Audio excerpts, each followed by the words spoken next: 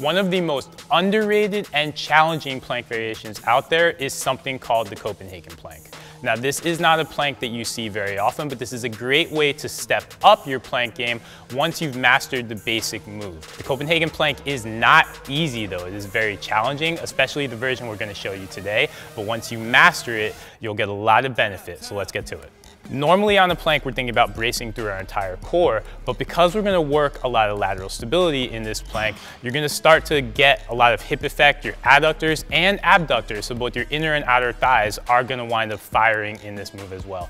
The other really cool thing is we get to live in a running stride position. So it's always good to reinforce a good high knee position while we're running and make sure that we can own that in the sagittal plane. Developing stability around that is what we get to do when we live in the Copenhagen plank, again, especially this particular version of it. For the Copenhagen plank, you will need a bench, a chair, ideally a bench or an ottoman, something that doesn't have a back on it, because that's going to allow us to scale the difficulty of a plank that is incredibly difficult.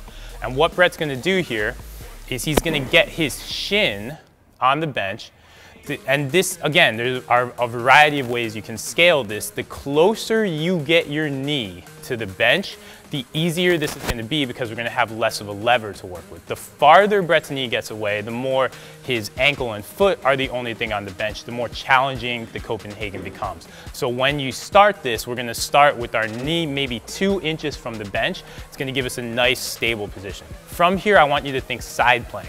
So what are the keys to the side plank? One, we want to make sure that our forearm is perpendicular to our torso. That's going to protect our shoulder. It's going to shift us into external rotation, which is always a safer position for our shoulder. And so we want to do that. And then two, we want to think about squeezing our shoulder blades and squeezing our glutes. All Brett's going to do from there, he's going to get into his side plank position. And then we've got one final piece to this. So he's working again, already creating a ton of tension through his glutes and then squeezing through his shoulder blades. And then his final piece, he's got this leg out here. This is a serious position of work. So he's only going to be able to hold this for about 10 to 15 seconds before he gets down.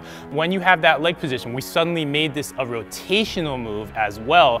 You have to fight that rotation. And your goal is to make sure that that knee is not rotating upwards. Gravity is going to try to rotate it downwards. He wants to find that great neutral position, just like as if he were running. That's what makes this a great plank for runners. The better he can do finding a 90-degree angle with that knee, this is your high knee position when you're running. It's a position that creates a lot of power and acceleration and propels you forward when you're running.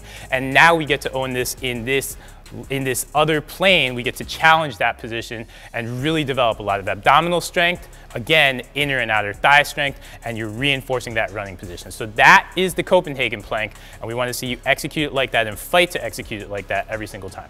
Normally, you want to think of holding your standard planks for 40 seconds to a minute tops, but here, don't expect to do that. Start by trying to get 10-second reps, even 5-second reps, and own the position, and then you can work up to 20-second reps, but the key is maintaining that stability and making sure that you're squeezing through your glutes, you're squeezing through your shoulder blades, and that you're driving that knee, you're keeping that knee in neutral instead of letting it rotate upwards or letting it rotate downwards. You want to fight rotation in both directions. That's what makes this a great plank.